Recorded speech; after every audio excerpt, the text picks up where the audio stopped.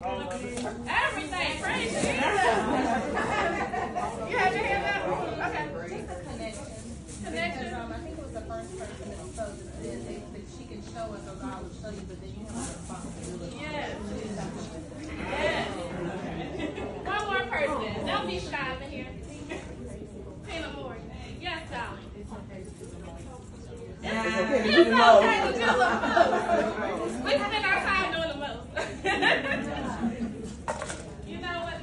My friends have to be the doing the most people. I don't really, people who are afraid to be themselves, they just don't, they don't come up. But yeah, your acronym.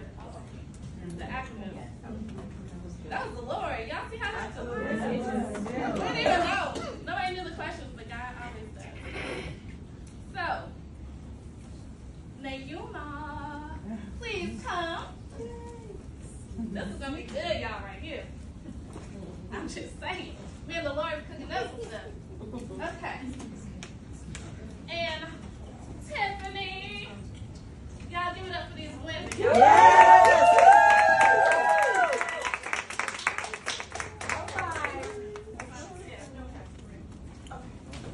Yes, yes, yes. Come on. And Miss Crystal. Woo! I'm excited about this right here because reset. Well. Somebody press the reset button. That's right. Okay. So we do things time. Let me say time. Thank y'all speakers for being time oriented. So let's, before we give it up for these ladies, there been some people who came into the room and y'all didn't give it up to them because it might have been a pivotal moment. Like we didn't want to give it up in the midst of somebody's story or however. So y'all just give it up for yourselves.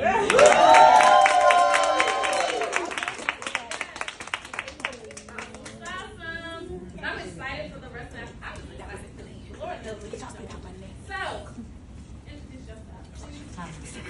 I'm going to be honest. I've been struggling exactly which identity I'm going to use today. So you're about to get a bunch of them. My name is Nayuma Thorpe, and I am a communications executive. So I got a bunch of hats. I've been parallelpreneuring for probably about 15, 20 years at this point. Currently, I'm a corporate communications director for a Fortune 200 company. In addition, I'm a professor at UNC Chapel Hill, teaching in the journalism department. I'm an adjunct professor teaching marketing, interpersonal communications, nonprofit marketing, sales, PR, all kinds of stuff at this point. I'm also dabbling in real estate at this point, and in addition, I am an expert in culture, so I really want to help people connect communications and culture and make sure that they're really living in their own identity. Wow. You got a rocket in your I love it because you can rock your it factor in entrepreneurship and out of entrepreneurship. Your it factor is what pays the bills, honey. Trying to tell you. Okay. Go ahead, Tiffany. Hey, y'all. Hey. I am your healing coach, Tiffany Fox. I am by trade a psychiatric nurse. I am a mental health advocate, so I believe that mental health is just as important as physical health. Amen. I love Jesus and my therapist. Yes. I am an author. I'm a speaker. I am, again, a life coach specializing in healing. I am a new podcast host. Yes. I'm the founder of a local nonprofit here, Peace and Hope Foundation. I'm the CEO of Tiffany Fox Inc. So Tiffany Fox Inc. is our coaching and consulting firm. So we do life coaching. I'm purposed to show women how to get out of survival mode, how to show up for themselves and start their healing journey. I create and curate safe spaces. Right? And let's do that because Tiffany came to Dr. Sade's event that I was speaking at, and I spoke on podcast, and the Lord told me to do that for her event. At that time, Tiffany, did you have a podcast? No. Okay, and what was that? July? I was scared. That was July. She was scared. And this is now, like, National Podcasting Day was September yesterday.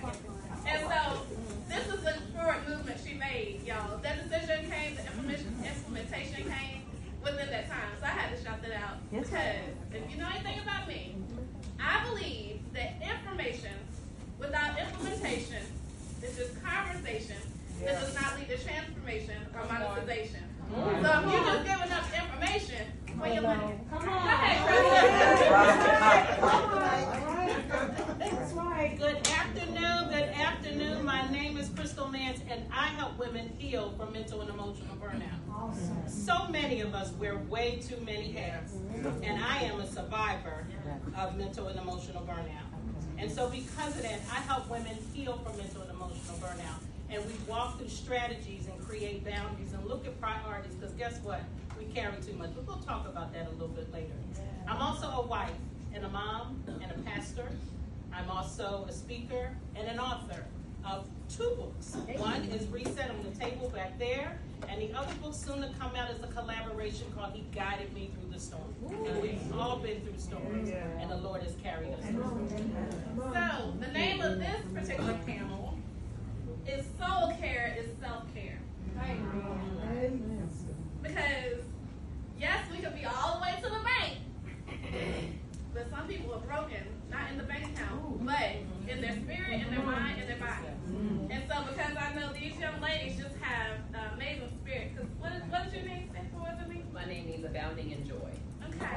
So yeah, so when we had the conversation with Stevie, I was like, ooh, yes, honey. And I know Tiffany, like I told you all before, she walked me through the grief process. And she walked me through, it wasn't, like I wouldn't pray today, honey, but it was not a pretty process. It was not a pretty process. She met me where I was and literally was like, you can do this. Like she was CPR. In a place where it was real ugly. I was going through group grief care. I was going through one-on-one. I was about to be out here with Tiffany herself, with her quiet. All of them feel so much like peace. Y'all feel like in the Zen zone? Holy Spirit. Yes. So these ladies feel like, oh yeah, we have some good food and now we're in the Zen zone. So I love her. And Crystal, oh my gosh, this whole thing with burnout, a lot of people don't even understand. And one of the questions I asked Crystal, and I'm going to start with you, Crystal, because I think the question that I always ask you will be great for this room. And it literally is about the fact of what is the difference between stress and burnout? Excellent question, because most times we get them mixed up. But stress is taking on so many things and not making a decision or putting it somewhere. We just take it all on.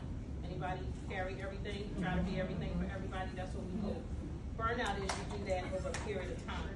And so it begins to pile up and pile up and pile up until you're depleted.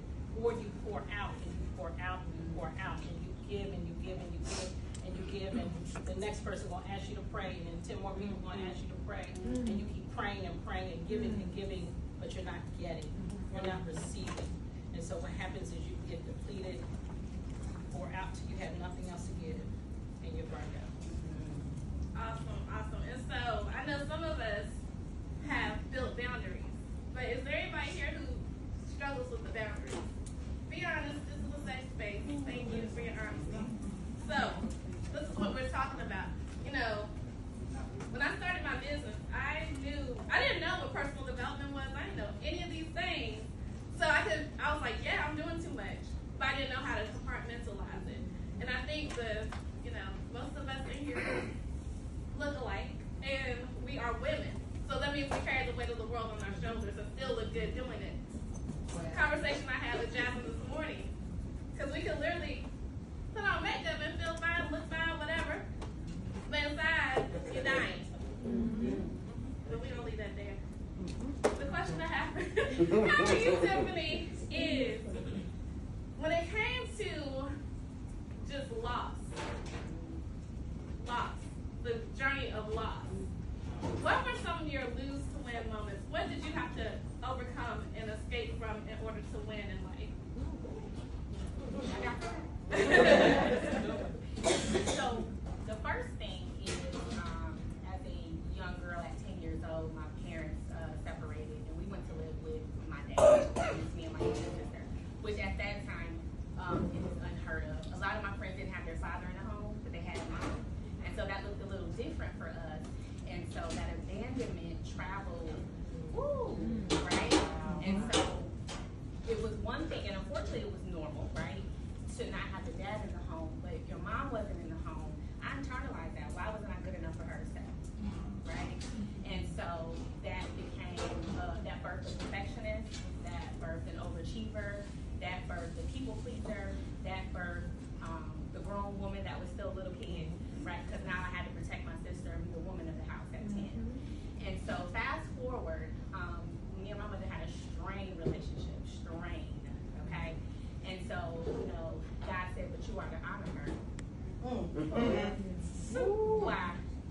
his shoulder working, right? And so he said at that moment, I'm not interested in the natural order of things. I said, well, who's gonna be my mom? If she's my assignment, who's gonna be my mom? And so he said, I'm not interested in the natural order of things. I'm interested in the supernatural. And so if I purposed you to show her love, forgiveness, and healing, then that's what it is. And so at that point, I put all the expectation down of the mother that I thought I wanted, and I discovered who Regina was, and that's my mother. That was my mother's name. When I got to know who Regina was, I understood why she left, and I thanked her and forgave her. Now, in addition to that, my mother lived an autistic lifestyle, drug addicted, you name it. And so for the first time, my mother understood love and forgiveness. And I believe if you heal one woman, you heal a generation. Come on. You heal her mother and you heal her daughter. And so for me, lose abandonment to when my mother died being one of my best friends. Okay. She taught me how to forgive. If I could forgive my mother, I could forgive anybody. I just choose who I want to be in relationship with. Okay. So that was the biggest loss for me to gain. And that birthed that birthed survival mode in me.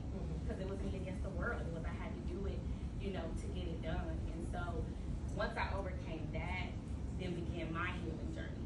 Right? There were some other things along the way that I had to heal from, but that was the biggest thing to birth my healing journey.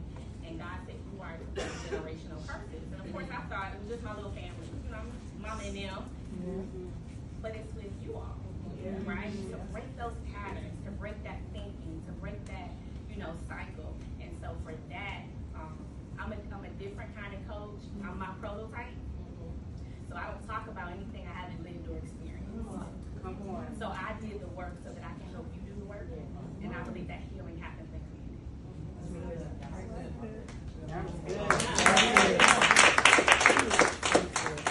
So, going to the book Cultivate Your It Factor, Dr. Madeline Porter wrote a chapter called Soul Nourishment, and that was very key. And so, I have a question for you, Liam, and the question is, because you do wear so many hats and you wear them well, how do you nurture your soul? To be honest, being a professor is probably the thing that it grounds me, and I was talking about this actually a few minutes ago. Like I said, I do many hats. I've been adjuncting for a while, but there's something about, for me, being in the classroom. So let's just to be very honest about it. It's a huge time commitment. I have a full-time day job, any other number of responsibilities, and let's just say writing assignments from freshmen and sophomores in college that think they know what they're doing and really don't. It's work. It is, honestly, it's more work than my day job sometimes. But I do it because I love it. I do it because I get joy from it. It grounds me. So, but I had to kind of step back and realize, because there's definitely been points where I realize I'm just moving through life, but I'm not enjoying it. I'm just going from step here, step here, step here. It's very perfunctory. So I had to kind of sit back and think, okay, if you are designing your life, because let's be honest, it's up to me to design my life. My own happiness is my responsibility. I have to put myself in situations to be happy. I stepped back, was like, you know what? You are really unhappy. You're depressed.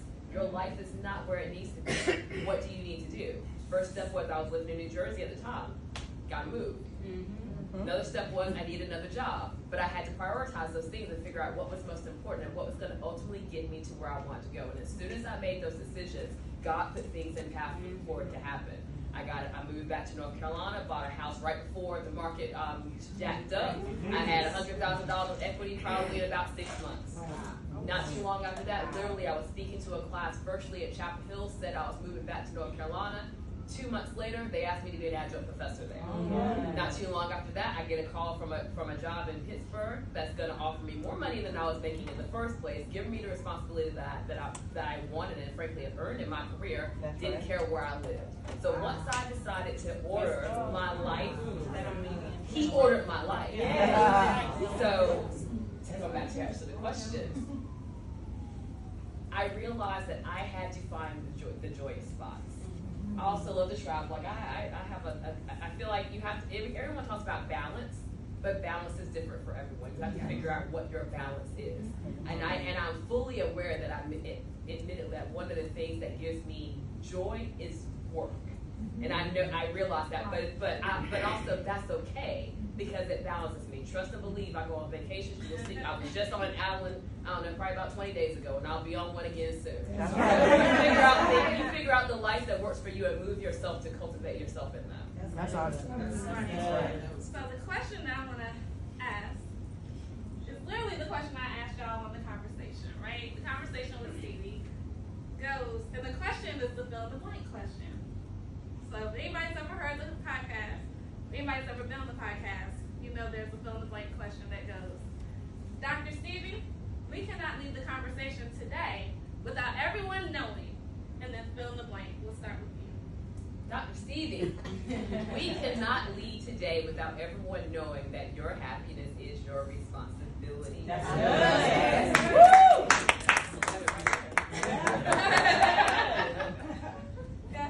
Dr. Stevie, we cannot leave the conversation without knowing that the pain was not your fault, but the healing is also your responsibility.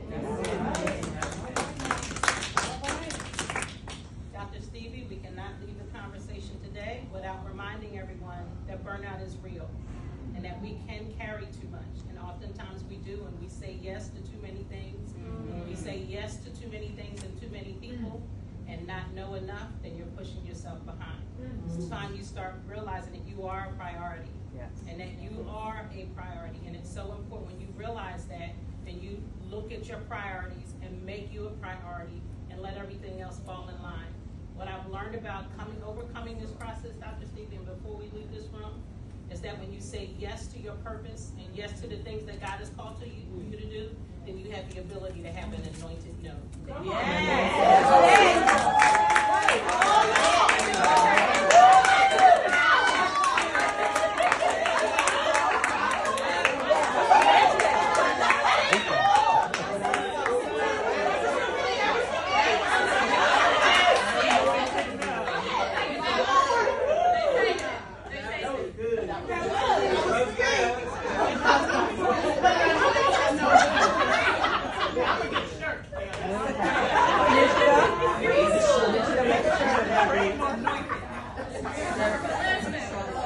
Just like the first panel, the second panel, they're going to come back, they're going to pour specifically into you. They've been charged to pour specifically into the people in this room, so they've been able to open the, yes, I can use big words too.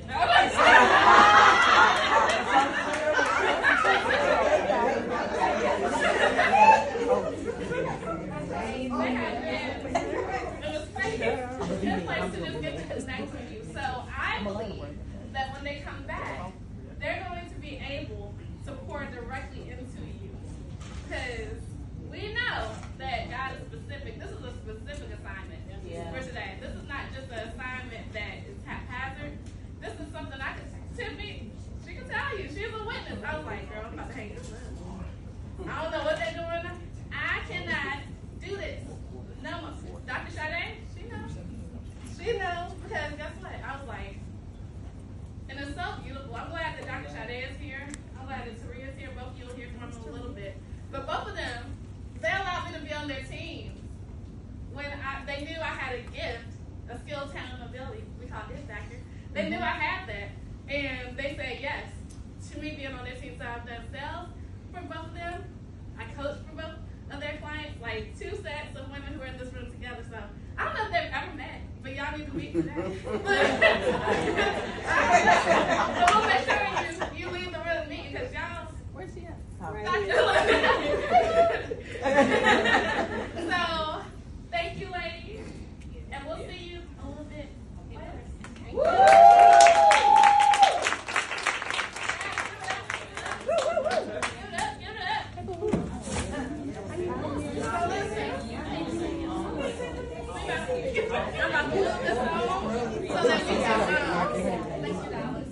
Thank you.